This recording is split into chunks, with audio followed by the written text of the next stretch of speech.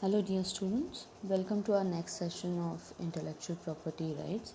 In our today's session, we will be starting with our third unit from our syllabus, and the first topic from our third unit is the patents.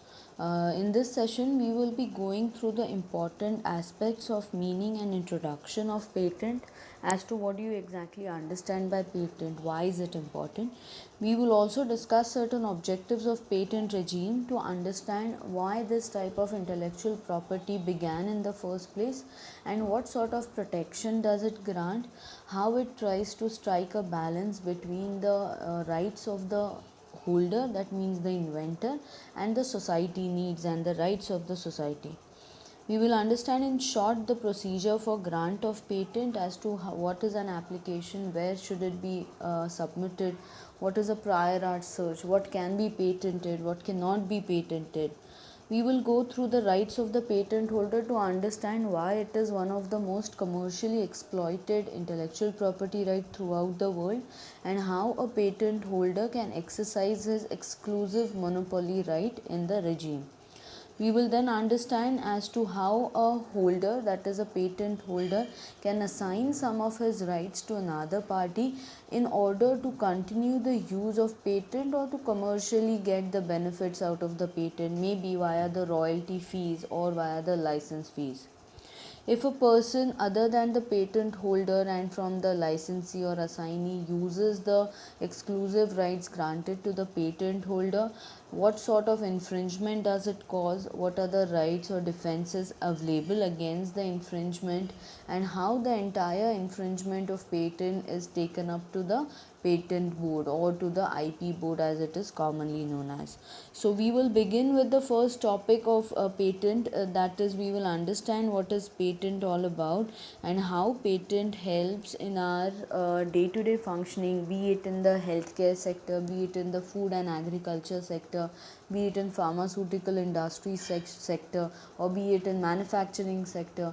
How patents have helped our day-to-day life become easy, be it in the form of technology or be it in the form of medicine or construction related material or any other process or formulas which has helped the life of human beings become easier.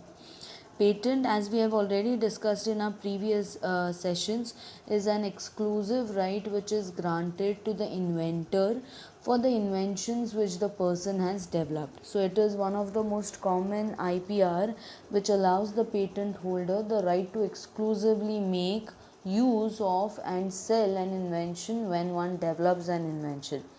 Now, patent, unlike copyright, you cannot obtain patent by default, meaning, unlike copyright, which generally goes on granting the copyright holder the right upon its creation itself, if you want to get the exclusive rights under the patent regime, you have to apply to the registrar, that is the Controller General of Patents, Designs and Trademarks, which is incorporated as one of the authority involved in granting of patents. And if the patent authority is convinced with respect to whether your patentable invention falls under the criteria mentioned under the Patent Act 1970, then and then only the patent authority will grant you the certificate of patent. Upon the receipt of this patent, you get exclusive rights to enjoy your patent. So it is not like copyright that once I create it, I get exclusive rights over it. It is an invention which has to be proved to the controller, and if the controller is satisfied that if it goes on satisfying all the criterias which are mentioned in the Patent Act 1970, then and then only you get the exclusive rights over it. Now, in India, we have the 1970 Act which goes on regulating the patents.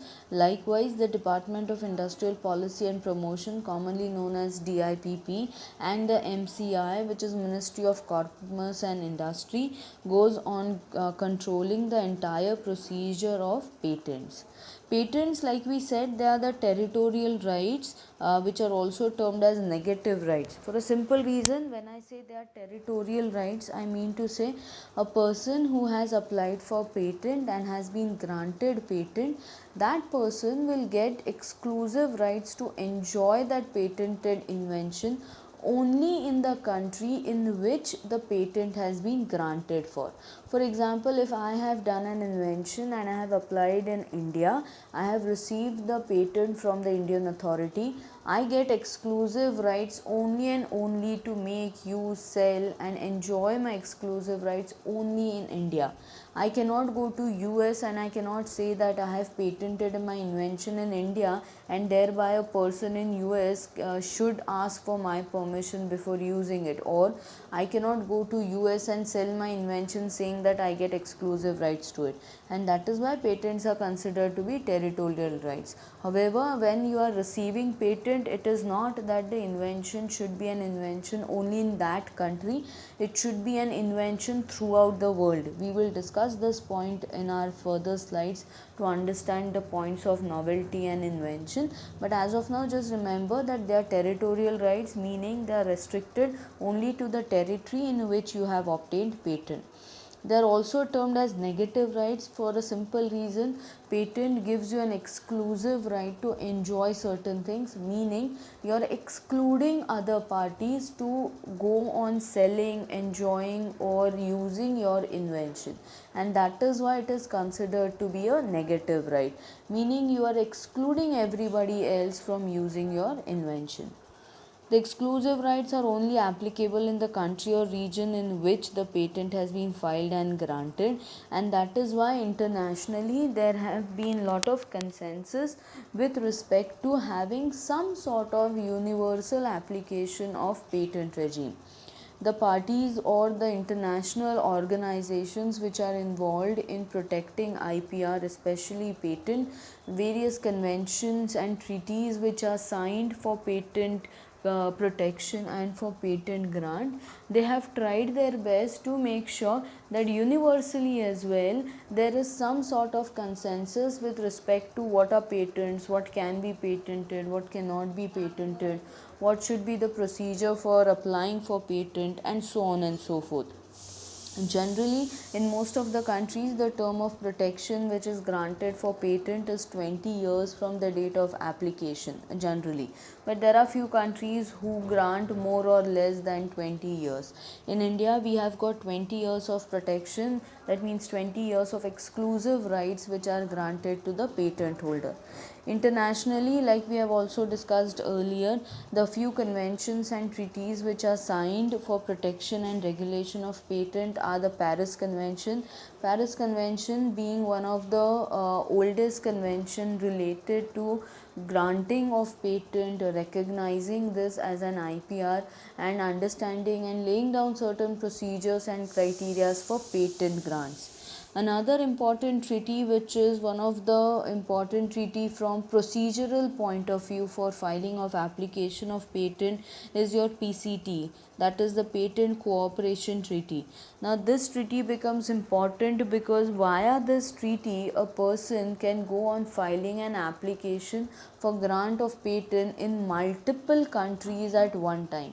So this treaty grants a single window system whereby if I am a person, let's say from India, and I want to file for patent in 10 different countries, I would have needed to go in individual countries and in individual countries file an application, pay their fees, travel to individual countries or appoint lawyers in that or IP attorneys in that individual countries, which involves lot of time and money, which is not every time worth the invention which you have done.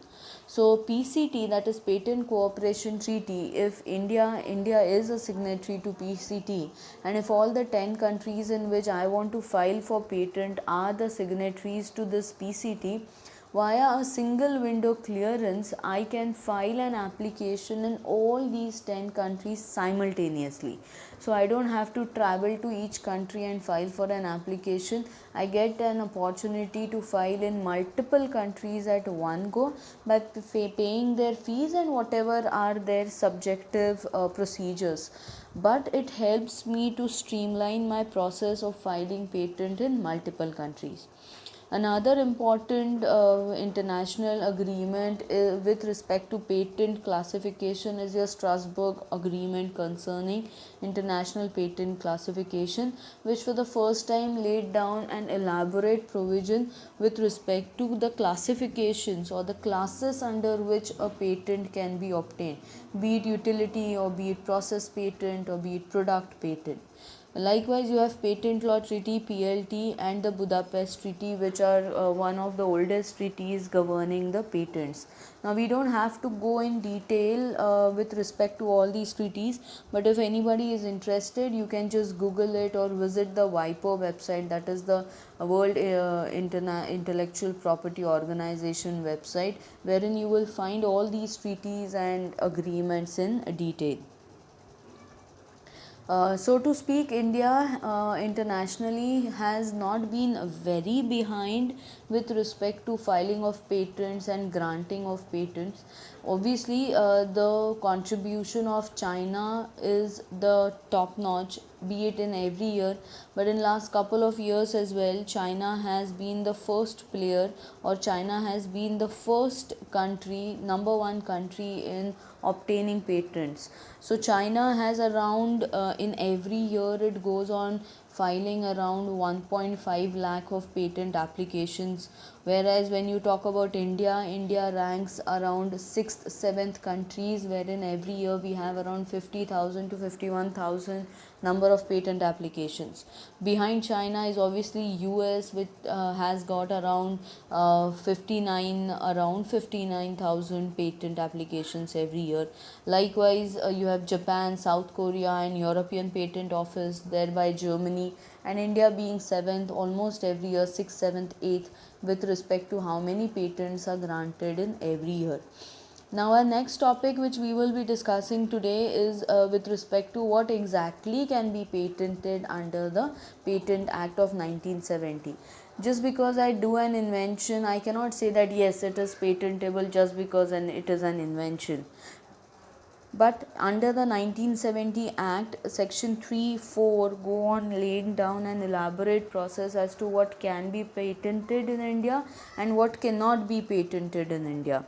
So if your innovative idea is a product or a process, so even in India we have got two major types of patents. One is known as a product patent and another is a process patent.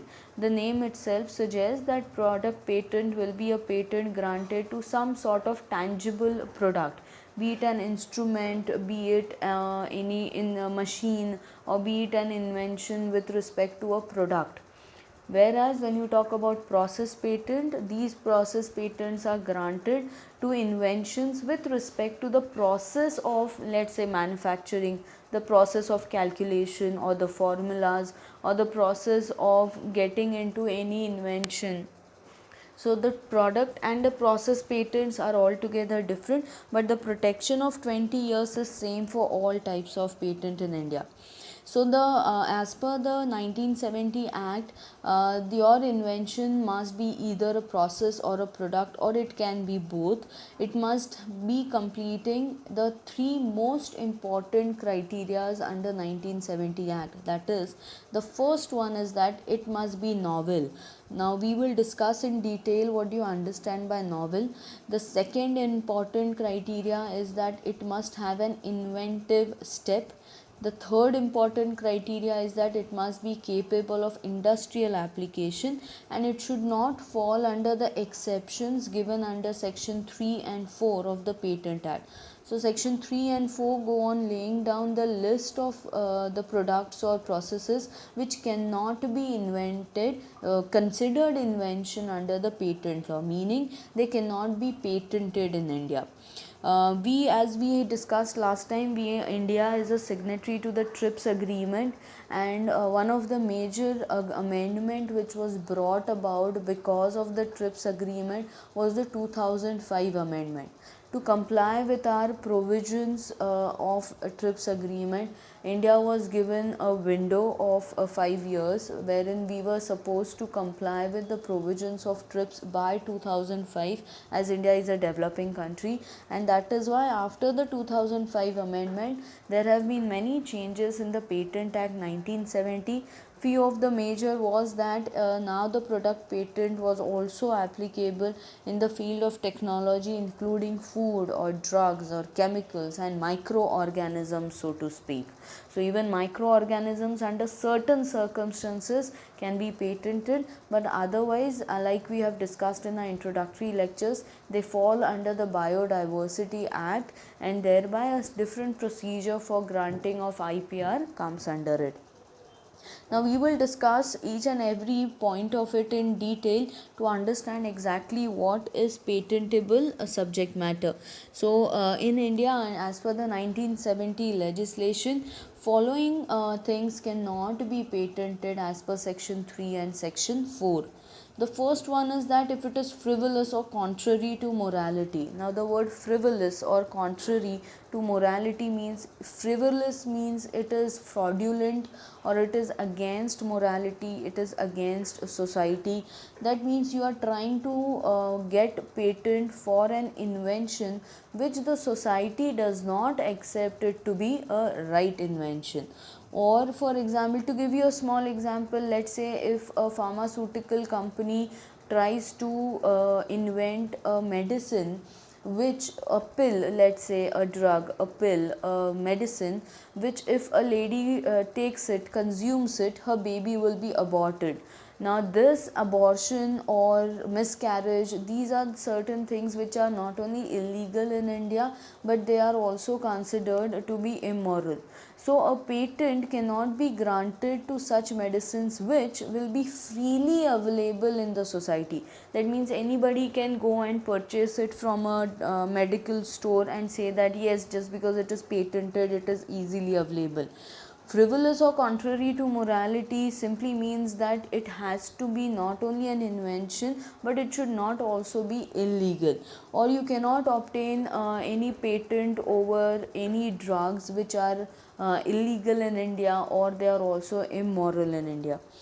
It should not be obvious. The word obvious means that it is very common. That means it is common sense that everybody knows about it.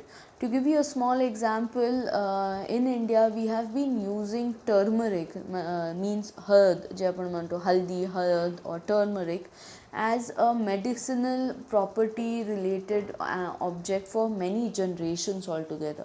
Let's say you get a cut on your finger, you apply turmeric to it, it is antiseptic. The bleeding stops, but also it is considered to be antiseptic. It is but obvious in India that use of turmeric for medical properties, medicinal properties, for cosmetics is very common.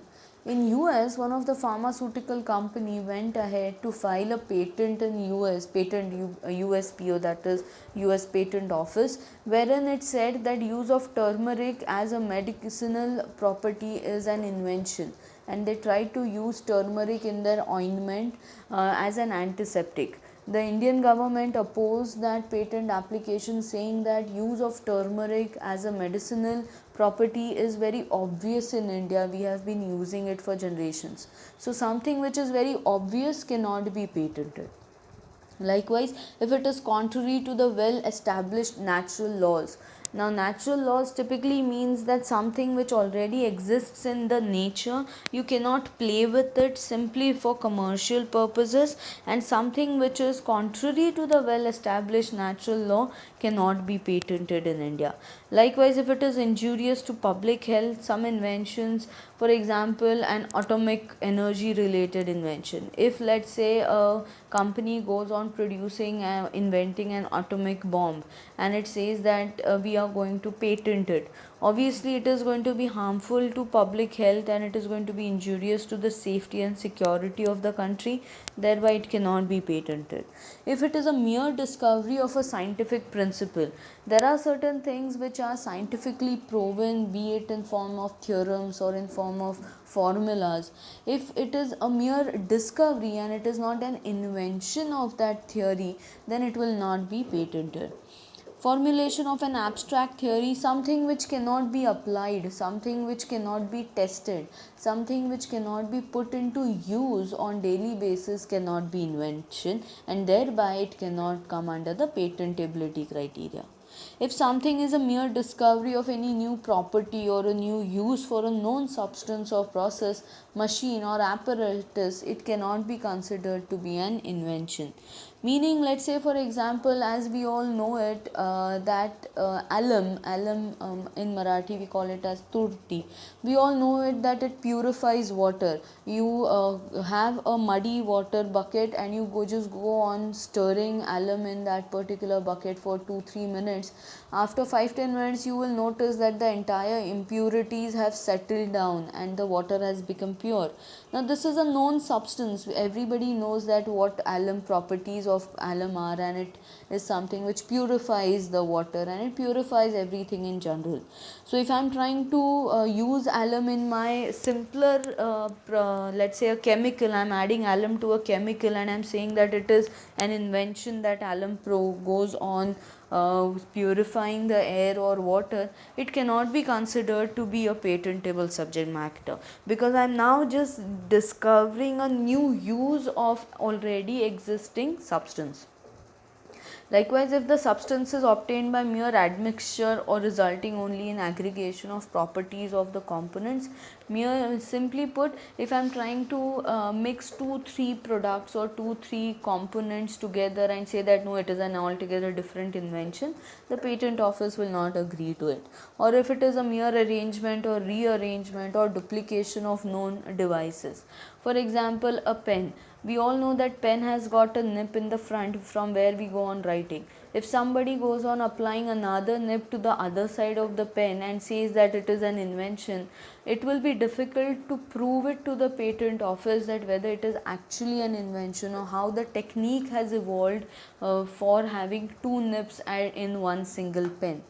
Likewise, if it is a method of agriculture or horticulture, it cannot be patented. These are, even though processes, they come under your Biodiversity Act, and it is difficult to prove it to the patent office that this process is not completely an agricultural process. For example, if tomorrow somebody starts saying that instead of sowing the seeds by hand, I go on sowing the seeds using a bullock cart, you cannot consider it to be an agricultural invention. That is how it is not patentable. And last but not the least, like I said, inventions relating to atomic energy, this is there to safeguard the interest of the public and to make sure that such inventions are not misused by anybody and they are not causing any harm to the society. In our next session, we will start with the 4 important criterias as to patentability. That is, like we said, novelty or inventive step and obviousness, and it must be capable of industrial application. So in our next session, we will try and understand what can be patented or what invention can be patented, like we discussed today, as to what cannot be patented under section 3 and 4 of the Patent Act. Thank you so much.